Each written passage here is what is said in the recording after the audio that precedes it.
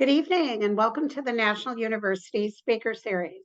My name is Nancy Rohland Heinrich and I serve as the Executive Vice President of Communications and Community Engagement for National University. I am honored to serve as the host of the NU Speaker Series. To date, we have featured more than 36 webinars with amazing speakers on a wide variety of topics. I absolutely want to extend a hearty welcome to our audience, whether you are an alum, student, staff, faculty, or community member. National University has had a very impressive track record and rich history of serving adult learners, not only in California, but throughout the United States. We currently have more than 40,000 students enrolled in over 190 degree programs at the bachelor's, master's, and doctoral level. I am also proud to share that more than 25% of our students are military affiliated.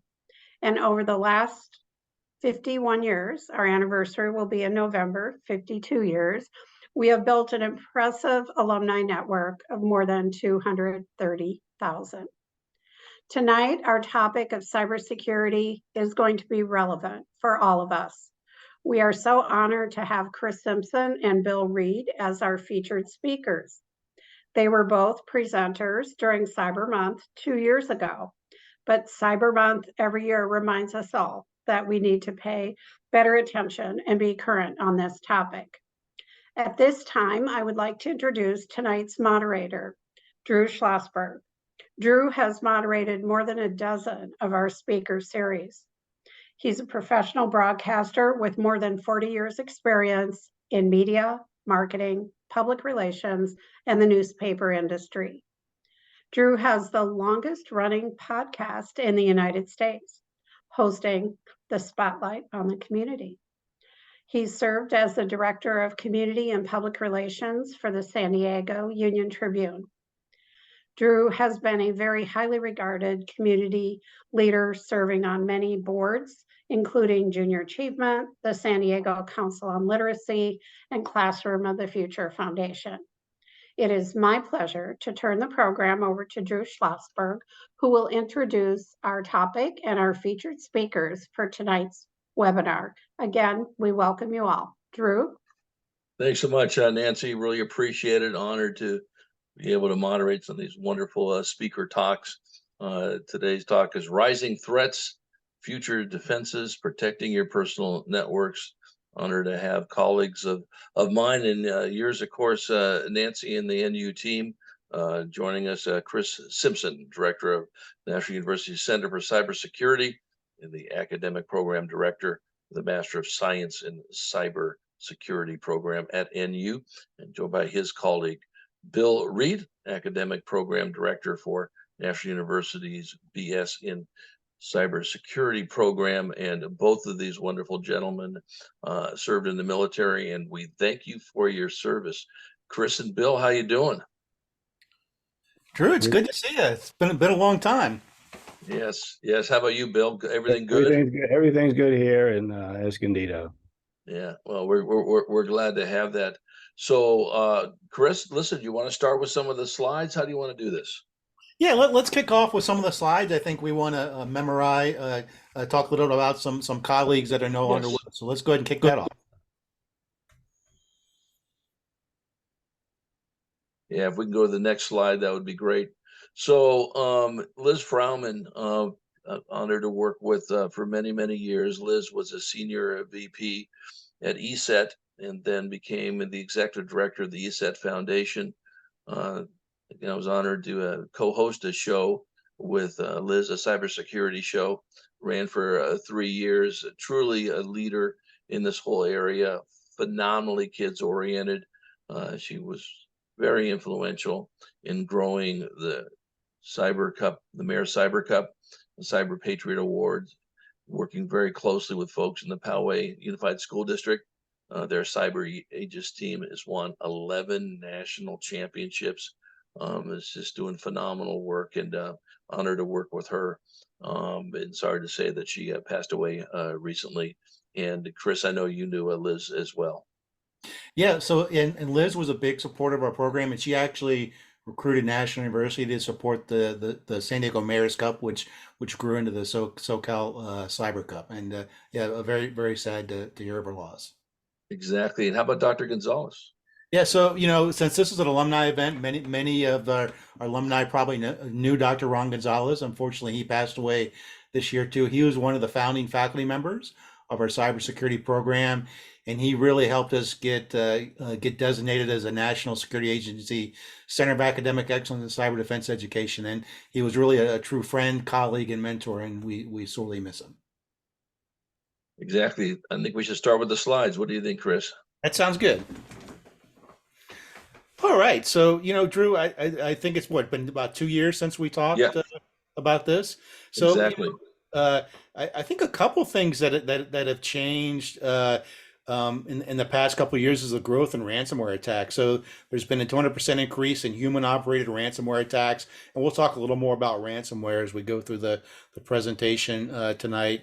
But the good news with these ransomware attacks is only 2% are successful, but they can still have a significant impact. There's been news stories about hospitals and other organizations having significant damage to their organization. And a couple interesting things about these attacks is the successful ones.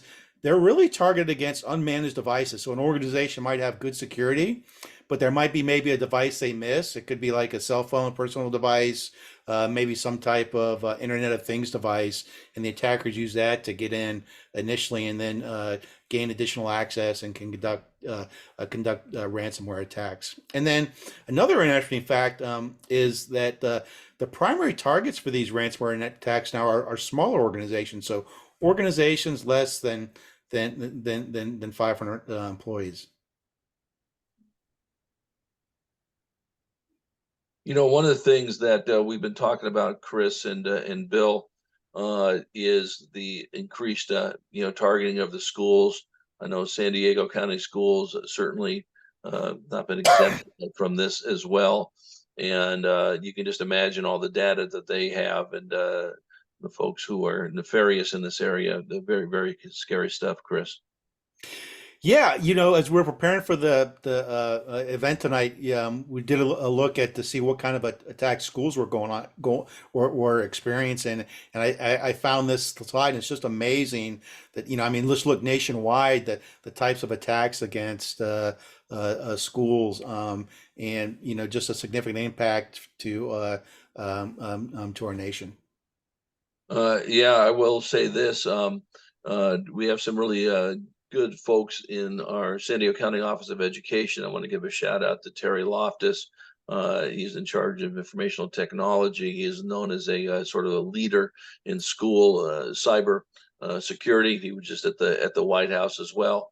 And I know, Nancy, we have talked about working with the county office through some of our programs, the Classroom of the Future. But this is a growing issue, Chris and Bill, and so something that all parents, certainly educators, should be aware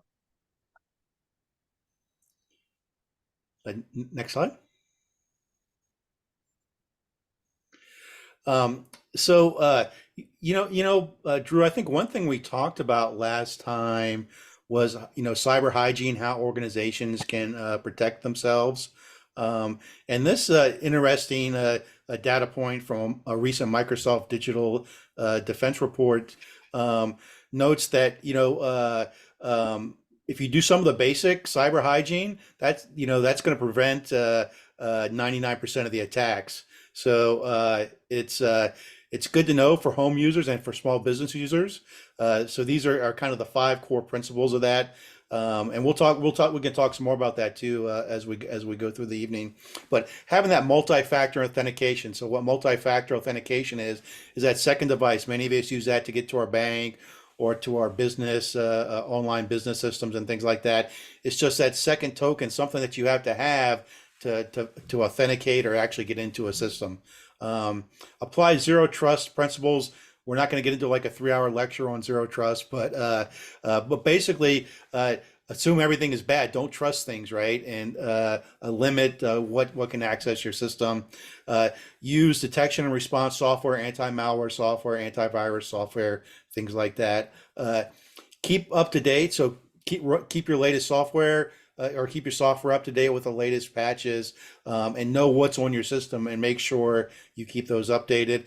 And then finally, protect data. So encryption is great. If you've got encryption, good encryption with a strong password, even if you lose a device, very hard for somebody to steal that information. Bill, would you like to add anything on the cyber hygiene?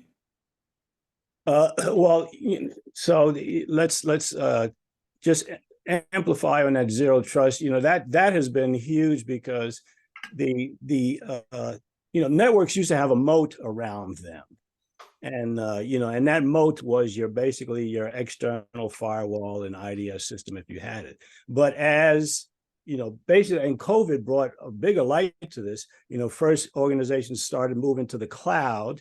So we had to widen that perimeter because security is always your responsibility. It doesn't matter where your data is. All right. So now we had to expand out to making sure that those cloud entities that we employed were secured. But now we have users working from home.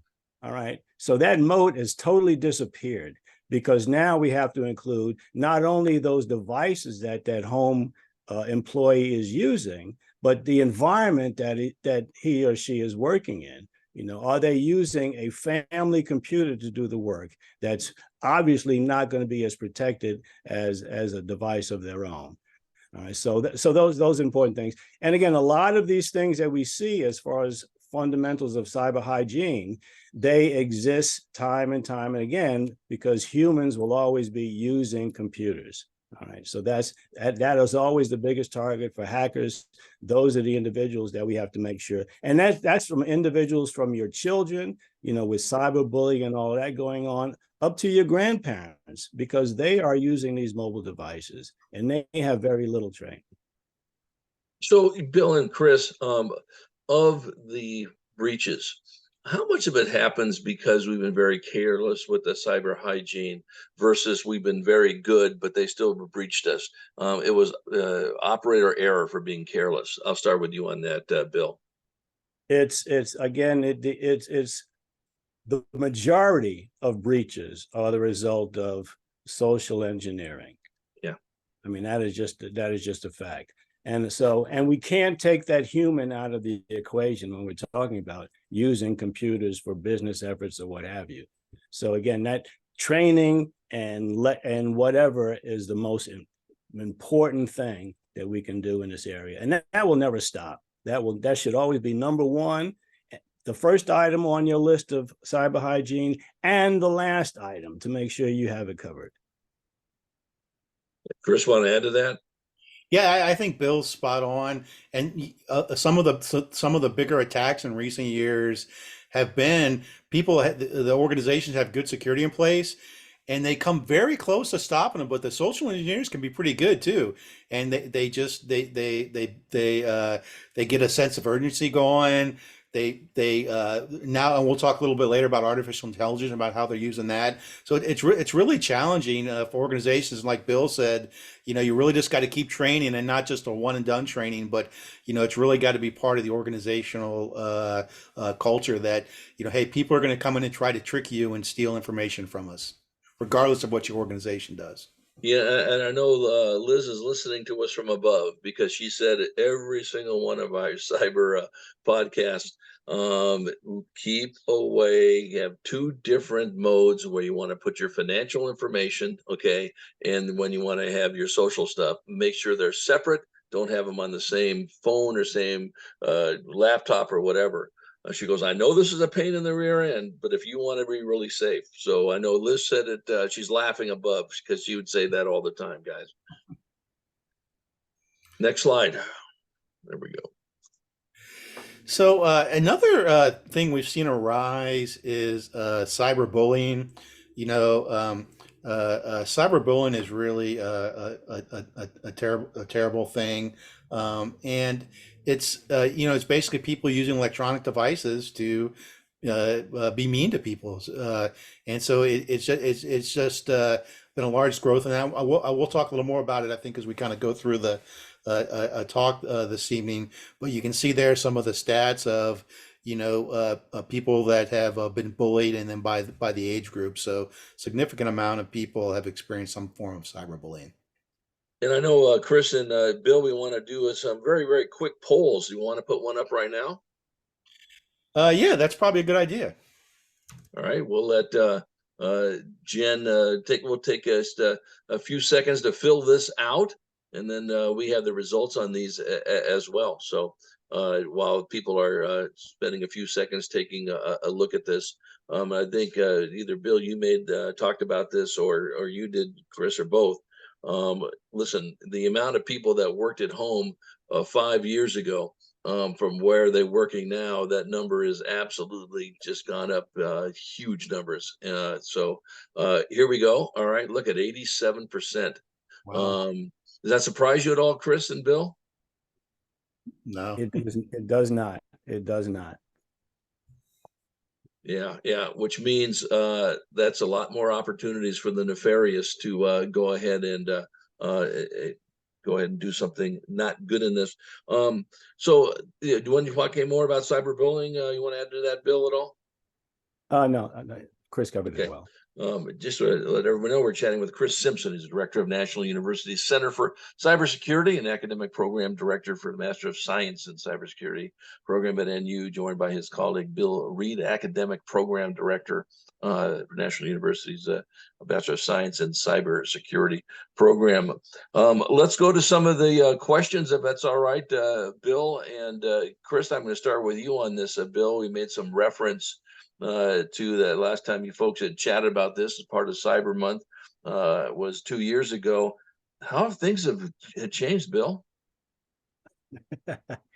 If you're talking anything have to do with computing, things are going to change every day, but then things are also going to remain the same. One of the topics Chris talked about was ransomware. That the focus was primarily before 2023, infrastructure and government organizations. But 2023 has seen a large increase in educational institutions being attacked with ransomware, going all the way from elementary all the way up to graduate education. In fact, I forget who did the poll, but 80% of the institutions, and this covers the entire spectrum, have been targeted in some way by ransomware. In fact, the Los Angeles Unified School District, the largest school district in California, was hit.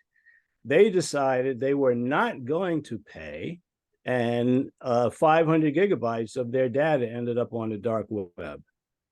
All right, so ransomware now is always going to be out there. We all know that when tragedy happens, the scammers come out, the attackers come out. So because of COVID and supply chain issues, attackers started attacking those supply chain issues. All right. A good example of that, and then not necessarily because of COVID, was the hit on SolarWinds, where the attackers got into their development environment, and that product is used by enterprises worldwide, and so they were hit really hard. There's not a day goes by where we don't hear about AI and machine learning in cyber. In fact, tools are being developed, that you can use along with your vulnerability assessment tools and what have you, as in a predictive nature or what have you. So we're seeing a lot of that. Zero trust, that has been a huge thing. All right. The idea used to be, once an individual was hired, we could trust them. As long as we had a good network security plan and policies and procedures, we could pretty much trust. All right, but that's changed. We know hackers sit inside networks for days, months, and years before they decide to do their business. So zero trust has changed the thought process of, don't just trust that individual, that stranger that you hire, because we all hire strangers to work in our organization. And we put faith in background checks to say that this individual is all right, but they're still a stranger. We don't know their motivation for joining our organization. So the philosophy of zero trust is never trust, always verify. And that's been one of the best things that the cyber community has adopted, in the last couple of decades. We see a lot of increase in people working from home. All right. Again, like I said, we've taken that. We no longer have a perimeter. Now that we have to look at everything, every place everybody's working because of mobile computing, and the device that they're operating within. Is their home network secure? I seriously doubt that. In fact, I'm teaching a class now, a wireless class, and I asked all of my 14 students in the class, and I asked them all, have you ever gone into your home router and looked at what you can do as far as security? And I got a complete 0 response. None of them had ever did that. So I decided to make that a lab in the class just so that they could see what they needed to do. And there were a lot of realizations. All right, so again, like I said, things have changed, but a lot of things have changed for the better, including things like zero trust. What you want to add to some of that, Chris? No, I think Bill hit it pretty well, but there was a good question in chat of what ransomware is, and thanks, Alan, one of our rock star part-time faculty members, put a nice little definition there in the chat. And basically, with ransomware, what an attacker does is they get into your system somehow and they encrypt everything. And then and so you can't access your data or your systems. And in order to get your data access to your data, you've got to pay them a ransom, and then they'll allegedly decrypt your data for you. And one thing that really highlights though was the strength of encryption. I mentioned in the beginning, right? We talked about protecting your data. Good encryption with good encryption algorithm works. So the attackers have kind of flipped that. But that's what ransomware is. Right. All right, Bill, there's another question for you. What are some of the new threats when working from home, as we see 87% of folks, at least in our audience, work from home now? Well, I would say one of the biggest threats. Well, one of the biggest threats is unsecure or unsecured devices. Typically, unless those individuals are in the field, they're not going to be religious in making sure that their operating systems are patched, that their applications are patched, that their network is secure. And there's simple things that individuals can do. All they have to do is, for instance, like I had my students do, look at your home router, see what things that you can do for your home router, because most of the work that individuals do at home is going to be wireless. All right, most of the time, so that they can move around their house, take care of the kids, cook themselves lunch or what have you. So it's mostly going to be wireless. And you may not think that there's some nefarious individual in your neighborhood, but the odds are there, and they have all of the time in the world. If they can get into your network and crack that four-way handshake, they've got all the time in the world, unless you plan on moving tomorrow, to crack that Wi-Fi password and get into your network. So that's one of the big things. That training that those employees get at work, because pretty much everybody does it, they need to make sure that they do that stuff at home. If they're using a community computer, get something else. You don't want your work data on the same computer as your kids' Fortnite or whatever game is that they're playing, because we know that there's nefarious individuals playing those games too. All right. Zoom bombing. We were talking about that before the conference. All of these remote conferences and work meetings going on, make sure those environments are secure when you're using them at home. All right. And last thing would be, again, be wary of that social engineering. The hackers know that most people are working from home today, and they know that if they send out 1,000 emails, 10,000 emails, they're going to get at least 10% bites on those emails. Right, exactly. Have you been on a Zoom before, Bill or Chris, where somebody has bombed the heck out of it? I have not, but I think Chris has. Yeah, I haven't experienced a Zoom bomb, but I think, Drew, we got a poll for that. Let's see maybe what our listeners see if any of them have experienced a Zoom bomb. Okay, and while they're filling that out, for us uneducated, what is a Zoom bomb? Obviously, you're on Zoom. Is it just like a photo bomb and someone's just jumping on it, something like that? Someone will jump on. They may, they can do just about anything that the Zoom moderator has given permission for any user to do. All right. So here's the poll. Oh, look at this. Okay, So that's good. so is that sort of I'll always love to ask the experts. Is that what you have predicted about that number, Bill and Chris? Actually, I would have said that there would have been more no's, but I Yeah, think most of the organizations have done a lot of improvements in the application security to attempt to prevent those things from happening. So let me ask you this, for those who are Zoom experts in our audience out here, how do you prevent Zoom bombing? Chris, I'll start with you on that. yeah. So with the Zoom, actually, after this started happening, they added some features to Zoom. So you can do like the admit, right? You have to approve people before they get in. You can use authentication, I think, for like just allow like your own organization to get into Zoom. But from an attacker perspective, people can just randomly scan Zoom. It's just random. A lot of it looks like random numbers, so people can just scan and look for open Zoom with some type of scanning script, right? And just look to see it to get in. Yeah, and you can do a passcode too. Thanks, Alan, for that. Yeah, so if you share that passcode out, and then they can't get in without that passcode. And a lot of that came about from some of the big Zoom bombings. I think there were even some government ones were Zoom bombed back in the early days when everybody was working from home.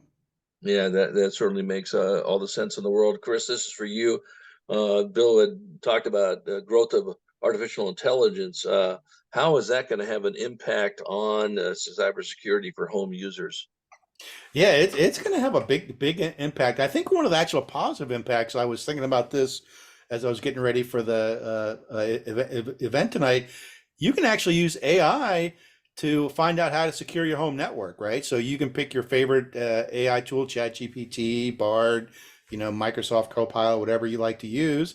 And I went in before and hopped on the ChatGPT and I typed in, what are some steps a non-technical home user can do to protect their home network, mobile devices, and home computer system. And it came back with about 10 things that were, some of the stuff Bill and I have harped on for years. So it's actually a good tool, right? If you want to learn how to do things. So I think that's a really, really valuable. Now, the downside of AI, as with any new technology, right? The attackers, they're gonna use the AI for bad things. So there's a new term out many people might have heard called deep fake. And what a deep fake is, it's a very realistic and convincing video, image, or audio file that can sound if somebody's that's not doing it is actually saying something or doing something that they wouldn't normally do. And there's especially with voice, and Drew, this might concern you because I got a feeling if you've been doing podcasting for all this time, your voice is everywhere over the internet, right? So people can use AI technology and then recreate somebody's voice, right, and make it sound like them. And there was a case where this was in Arizona. Somehow this person made a fake voice of a person's daughter, and then they claimed they kidnapped the daughter and they were trying to extort money out of them, and it was believable. So that was kind of scary. And another one with bank fraud is people will take somebody's voice and try to act like them, right? And call their banker, hey, I need to, this is Chris. I need to transfer, $20 to so and so, and it'll sound like their voice, and that's how I think we're gonna see some more of these sophisticated social engineering attacks too, right? Because oh yeah, that's Chris. I know Chris. I can share that information with them, but it's really not Chris. Yeah, and that's where you hope you have these multiple things that be authenticated. And you'd hope with this IA business, they are already trying to be 8 steps ahead of the nefarious people, as Bill would say. And of course, they're trying to be 10 links ahead of us while we're doing this aspect of it. You think Yeah, let's go over here to the phone scam.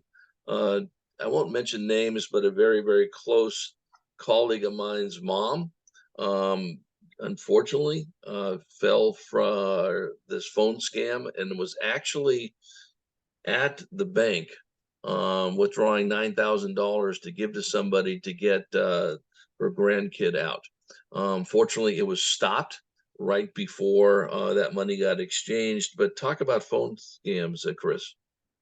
Yeah, phone scams continue to be a problem. I think we talked a little bit about them last time we spoke, and I get phone scam calls periodically, and what they do is they like you said the fake kidnapping, or I'm in Right, jail, send me bail money, and there are some common things uh, that'll typically happen with these phone scams is they'll try to make a sense of urgency, right? You got to do something right this second, right?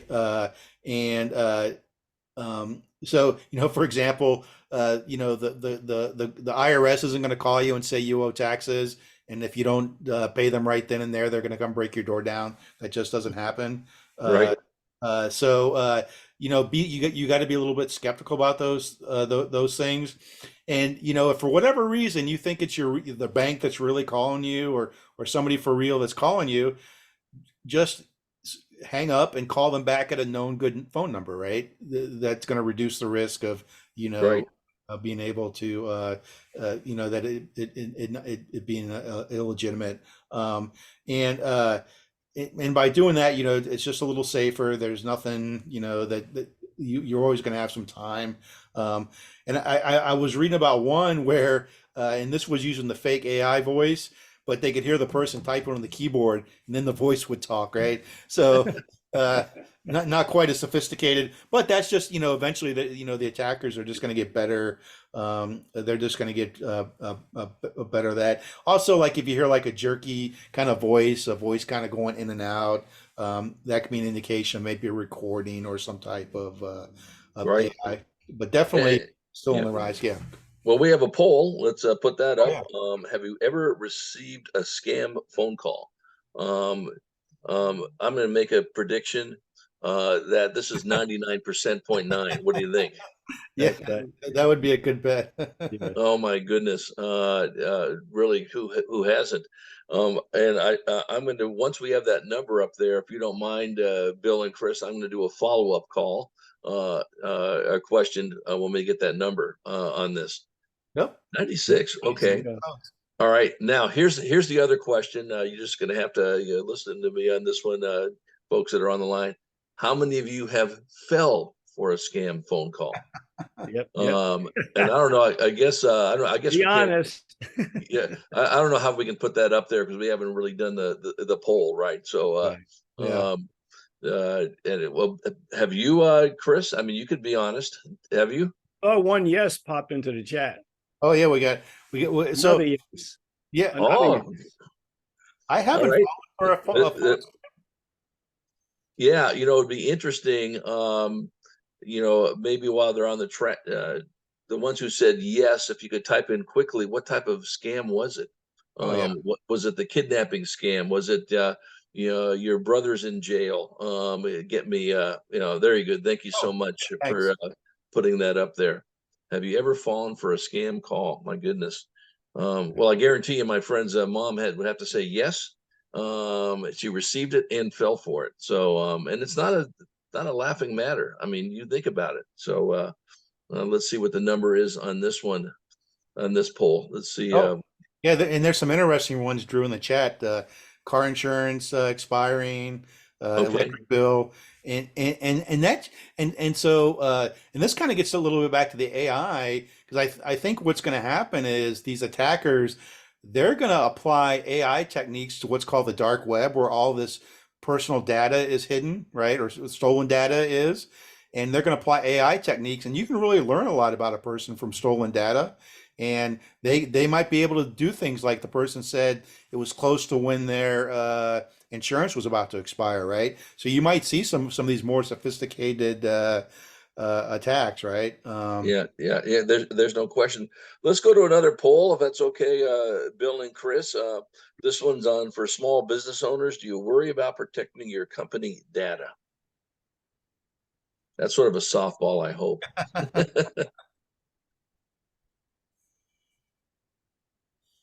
But the interesting is, and now do you have the capacity to do that? So one of the things that maybe you and Chris, you and Bill can talk about is it affordable to have, for a small business owner to have, see here, 90%. Okay, that's great. I'll ask you this question before, Bill, you jump in this thing with the small business owners. I'll even start with you on this, Bill. Is it expensive to have someone be your cybersecurity, company to watch over what you need to do? It's well worth it. I will just start with that because, Okay. it's out there as a statistic, greater than 95% of companies get hacked. I mean, that is just a fact. It's happened, whether you know it or not, it's happened, and it still may be happening. And as part of, one of my recommendations, the recommendation for a small business is always to make sure that you have some kind of consultant. We used to do, well, before COVID, we did them a lot, but, bachelor's cyber students, one of their projects they would do for a capstone would be to find a small business and go out and do a network security assessment for them. And I would always ask them when they came back, because these companies would have, basically nothing. And I would always come back, ask the students once they finish their presentation, did you ask that company, that individual, that owner for a job? All right, because it is seriously needed. Absolutely. People will come in and they will say, they will have a buddy maybe come in and set up a computer system for them, set up whatever, and that's it. They'll walk away. And one of the small businesses we found hadn't had updates or patches to their system in years. All right.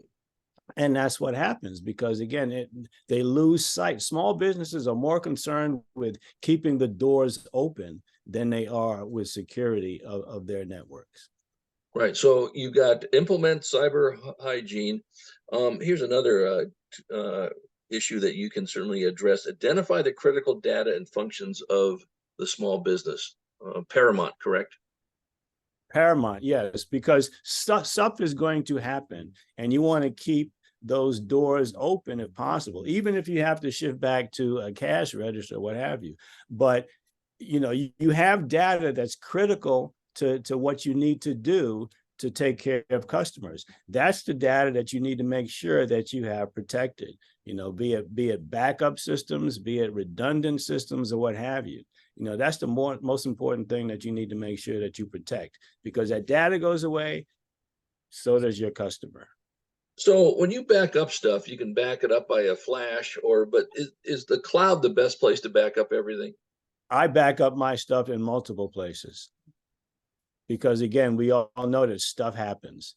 Right. So yes, you should have a backup in your home, all right, because you may not have ability to access that cloud provider if you have something. So you should have a backup of all of that data in your home, and then also to, yes, employ the cloud to do that. Right. Talk about encrypted communications. Luckily, we're no longer, well, luckily most websites are encrypted today. So we don't really have an issue with, things like banking online or what have you. But I would never recommend doing those on mobile devices. All right, because that's out there. Have that communication protected by a wire. All right, on a computer. Right. One of the things, and I'm guilty of this, so you can put me in the guilty thing.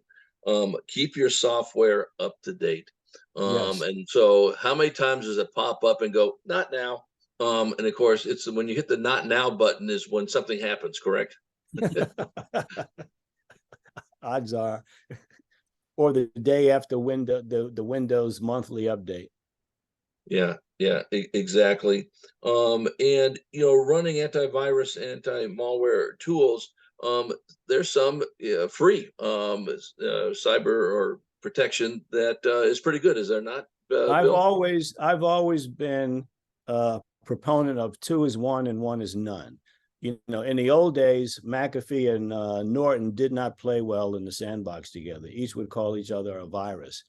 I always recommend running 2 antivirus engines. What one might not catch, the other one will. The same thing with intrusion detection systems. If you're going to run those, all right, on your computer, what have you. I always recommend 2 of each. Yeah, and I love this one. You sort of alluded to it. Take advantage of the free support from university students. It is there. Yes, yes, yes, yes, yes. No, I think that's great.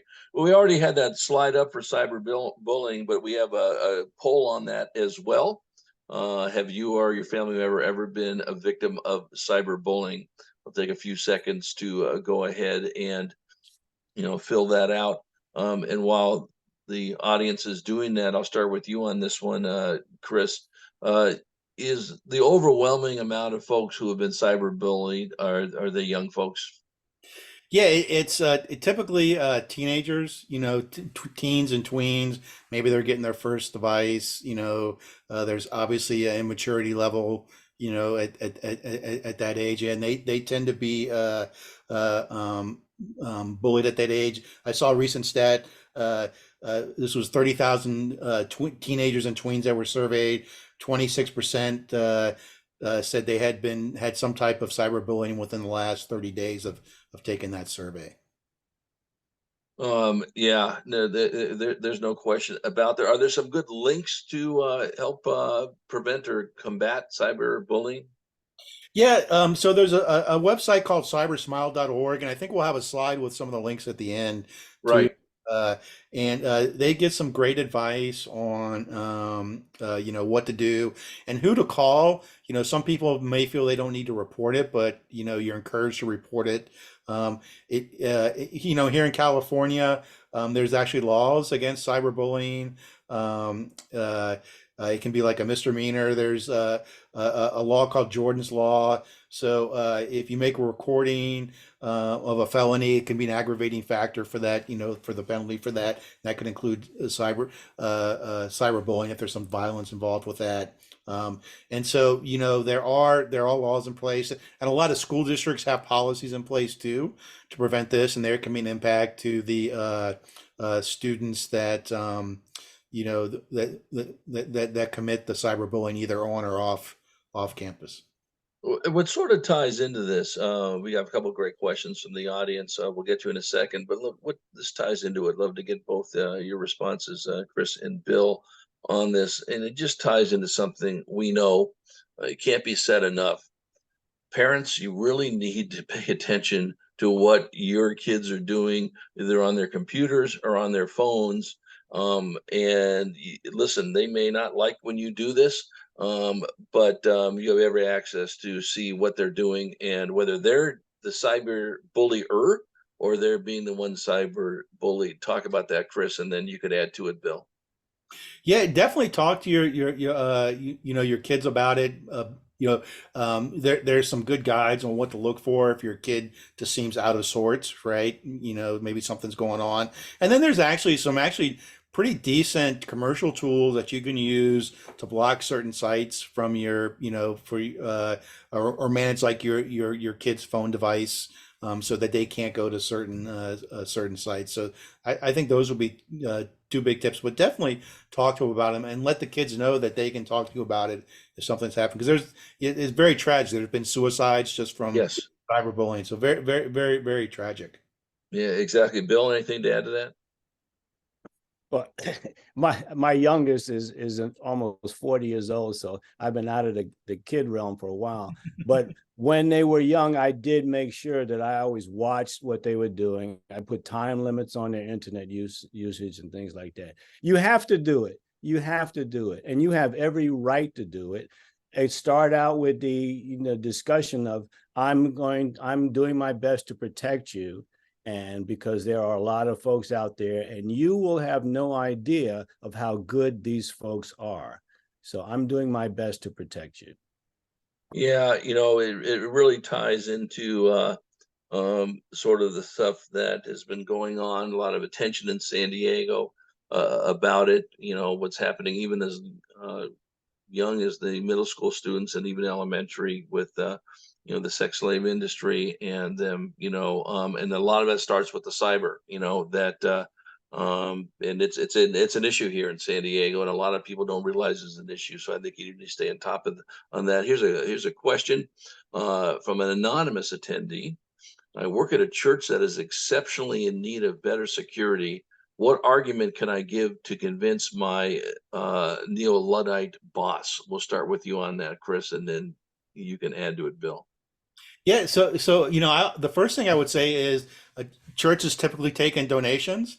So if they get attacked, they could lose revenue for their organization. So that would be the first big justification, right? To um, uh, if they need to make X amount of dollars a month, to keep their church running, right? And just say, hey, if we had a ransomware attack and you couldn't take donations for 2 weeks, could this church survive, right? And in some cases, some organizations can't survive with 2 weeks about taking in revenue. That would probably be the first one. And I'll make a plug, like Bill mentioned. Our students do capstone projects for organizations, and we love to help small organizations, kind of at least get their cybersecurity started. So that's also an option for smaller organizations. Yeah, you want to add to that at all, Bill? The easiest thing that I would do would be just go out and, Google information on churches being breached and then present that to them, because I know that information is out there because it has been done, and then just present that information. Right. Want to go a little back to the cyberbullying. I think a good point made by one of our attendees. It really is, and it's a very good point. It's not just young adults that are cyberbullied. This also occurs to teachers, as well. And we've seen a lot of that in recent years within educators and so forth on this. And again, it doesn't make a difference what age you are. Cyberbullying is no bueno no matter what. And so I think, Chris, as you were saying, there's some sites to go to help out on that. I think equally important, Chris, on this, like almost anything, you've got to report the problem. And if you're being cyberbullied, you absolutely have to report the best you can. Agree? Yeah, absolutely. And there's cases where it starts as cyberbullying and then turns into stalking and then Yeah. turns into physical violence too, right? So if you can stop it before it escalates, that's something you definitely want to do. And I mean, if people want to do a deeper dive too, there's, if you want to kind of get a little bit on the research side about how people interact with the social media and the computer systems, right? How they feel different than if you're face to face. They'll do things online that they would never do in a public restaurant or something like that. So that's another good place to kind of take a deeper dive to see maybe why some of this happens. All right. Question, Bill, you start with this one, and you can jump in and add to it, Chris. What do you think about doing mobile deposits to your bank from your phone? Personally, I would not. I would never do it. That's just me personally. Again, wireless is out there. It's easy for anybody to capture. I just personally, I wouldn't do it. Yes, I know it's secure, and Navy Federal, really stands by its security. But I just personally would not do it. I leave all that type of stuff to go within a wire, vice out in the air. Gotcha. How about you on that one? Yeah, I think Bill has some good points. I disagree. I use my banking app on my phone, so I kind of trust in the sense it's if I'm using the actual bank's app, right? So I kind of trust because if something goes wrong with that, it's kind of their fault. Although it would be a pain, might be a pain. It might be a pain to recover. But I use for my mobile device, I keep it patched. Like a relatively new device. So there's a lot of different factors that go into that. Yeah, it's interesting. That here's a question for both you guys. Is it true that Apple devices are less vulnerable to computer viruses, malware, and hacking? And I'll start with you on that one, Chris, and then Bill, you can add to it. Well, I will say I am a Mac user, so I do feel a little safer. But it's like anything else. You've got to keep it patched. There was what, about 3 weeks ago, there was a huge vulnerability in iPhones, right? That had to be patched right away. It was like some image vulnerability. So it kind of swings back and forth. Uh, it's been kind of a long haul, but Windows and Apple, they generally take security much more seriously than they did, let's say, 20 years ago. And there's a big push from the government now for secure software development. And I wouldn't be surprised in the future if maybe they might start holding companies liable if they don't, produce secure software. That's probably a bit of a pipe dream, but it certainly has national level attention to have, more secure code. Yeah, I was chatting with a credit union colleague of mine, and really to the credit of the credit unions and the banks, these folks have for years been really about regulation, of course, a lot to do with it, really on top of their game when it comes to cyber and security and breaches and so forth. And they take it seriously. They think of it 320 365, 24/7. Talk about that, Chris. Yeah. I think the banks do take it much more seriously now, and that uh, they don't want to lose money either, right? And they've got regulatory requirements That's they have right. to do. So yeah, I think the banking industry certainly does take it more seriously. And I mean, I've gotten alerts. I might be traveling if I didn't tell the credit card company or the bank, hey, you got to charge for this gas station, on I-10 or something. So I think they've gotten better in that sense to be able to detect the attacks and give you warnings. Yeah. Okay, we're going to take a couple more questions, and we're going to, go ahead and head it back over to our NU folks. And then for those folks who want to stay on for a few more questions, that's fine. I know, Bill, you got a hard stop at 5:30. But before you head out, we got a couple questions for you. I think you were already typing an answer to this. What about using a VPN connection from the mobile device to the bank? What do you think about that, Bill? I do that, and I tell my students I do that religiously. I don't use free Wi-Fi at all. Wherever I am, I VPN back to my house and do everything from my home computer. All right. So that I would do. But going back to the other previous question on the Apple being more Right. secure, it's not necessarily more secure. It's just less of a target. When you're talking computers, yes, Windows, and I prefer to call it Windblows, has the market. All right. But when you're talking cell phones, Android has the market. Android has 78% of the market, whereas iOS only has a little over 27%. So Android is the bigger target. So that's where the attacks are going to occur. So it's not necessarily it's more secure. Right. All right. In fact, even Apple will tell you, even though the developers have to get a certificate from Apple before they can post on the Apple Store, Apple will still tell you that does not indicate that the apps are safe. But it Gotcha. does mean that they have, if something goes wrong, they have a noose around that developer's neck that they can pull tight. No, I got you. We've been chatting with Chris Simpson, Director of National University Center for Cybersecurity and the Academic Program Director for the Master of Science program in cybersecurity at NU, and his colleague Bill Reid, Academic Program Director for National University's Bachelor of Science program in cybersecurity. Here's a question for you, and then we'll go to some of those resources after we answer this question, Chris. What are your thoughts on Zelle type payment service? Yeah, I'm okay with some of those services. In some cases, I don't know about Zelle in general, but some of these payment services are owned by bigger banks anyway, and then they've got regulatory requirements that they have to follow. But I would never do those type of payments to like a stranger. if if Bill and I were out for dinner and Bill wanted to pay for my dinner, I'd let him Zelle me the money over. But no, so it's kind of situation dependent, right? But if I got some random link that said from so and so, no, I wouldn't do that. But I've been on the highway before, and you see like people just got married, Venmo this, just graduated college, Venmo me this or Zelle me this. It's kind of funny. No, it's pretty crazy. Maybe we can put up those resources and links, and you can address these before we turn it back over to the NU folks. What do you think, Chris? Sounds good.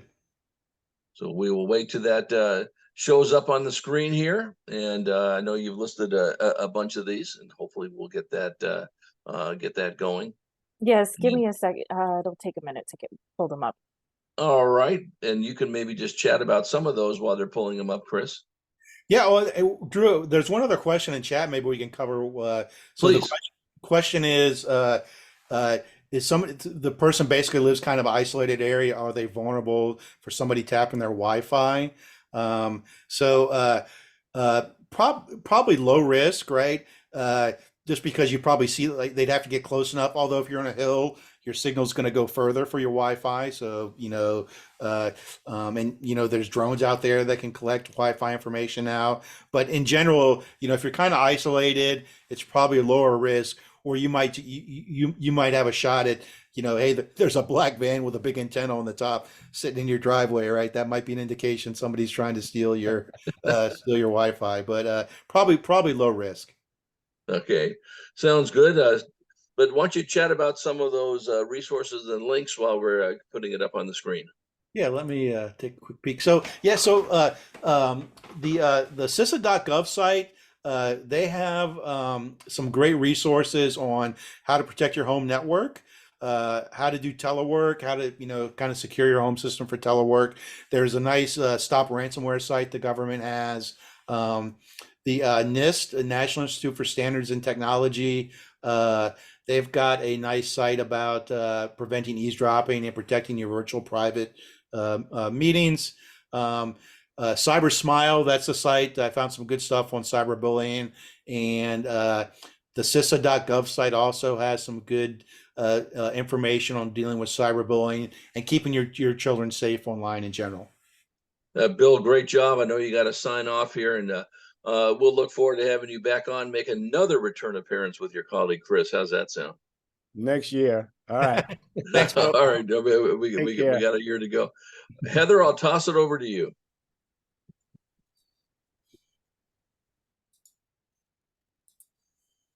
Yeah, I think you're on mute. Sounds great. There you go.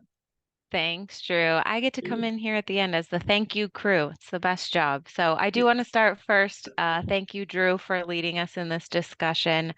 Thank you as well to Chris and Bill for sharing your expertise and your insights and for doing it in a way that we could all understand. We really appreciate that.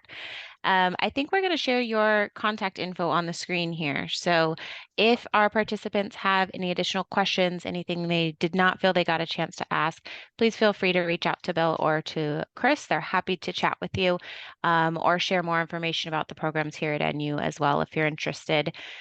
We also have some upcoming events. We're going to share that information on the next slide. So we'd love to see you on a meeting of the Alumni Association or informal chapter chat. We have some fun hang activities coming up with a virtual Halloween party, an in-person event here in San Diego, and then our next scheduled NU speaker series is December 6th. So stay tuned. More information will be coming out about that soon. Thank you all for being here. Please feel free to scan this QR code to connect with us further. I want to say thank you to the alumni team for the preparation and production of this whole event. Thank you to the students, alumni, faculty, staff, and community members for being here. Enjoy your night, and we look forward to seeing you again soon. Yeah, good. And Heather, was just one question. This recording will be made available, correct? Yes, this recording will be made available on our website, and it will also be emailed out to all who registered. And how about the slides as well? We can attach the slides as long as Chris and Bill are comfortable with that. All right, that sounds good. And if people want to stick on, do we have a few more minutes, or how do you want to handle that, Heather? Or if there's any additional questions, please put them in the Q&A. If Chris is willing to stay on for a couple more minutes, we're happy to answer those. All right, very good. Here's a question for you, Chris, and maybe you'll get a kickback on this one. What antivirus do you suggest?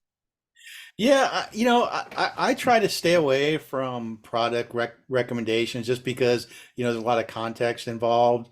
But I'll put a website in here. This is Tom's Guide. They're usually pretty reliable for reviewing different virus tools out there. And antivirus does change every year. It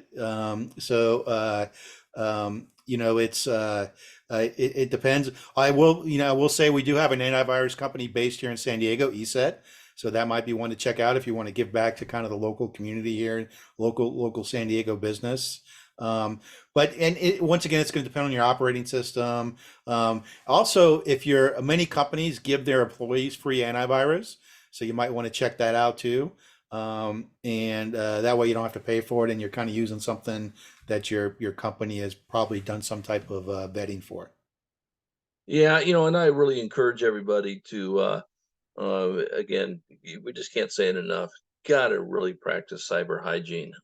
It's just, I know that's boring and old, but you cannot say it enough. And I'm just having this conversation with someone. So here you are, you're being very casual with your phone. You might have 500 contacts in your phone, and all of a sudden you sent something to the wrong. Well, guess what? All 500 of your contacts are now in trouble, are they not, Chris? Oh yeah. If you get infected, and Facebook's notorious for this, right? I don't. Many of us have probably seen, hey, ignore these friend requests or things on Facebook, right? Because their account got hacked. So you're certainly, you want to be a good community member to prevent kind of spreading things out. Well, I really appreciate you and Bill coming on.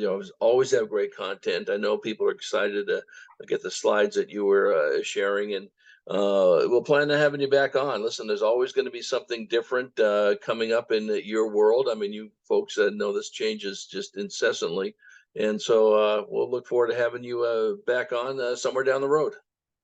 Thanks, Drew. It's always good to chat with you. I always appreciate all your great questions in the conversation. And thanks to Nancy and the alumni team for inviting us too. It's always a pleasure to reach out. And I saw a bunch of students and some graduates in the chat too. So always good to see our friends come into these events too. Yeah, absolutely. Well, always enjoy chatting with you, Chris. And if you're still there, Heather, it's all yours. I'm still here. I'm always here. Thanks Okay. again, guys, for being here. We appreciate it, and have a great rest of your night. And you too. Bye-bye. Good night. Bye.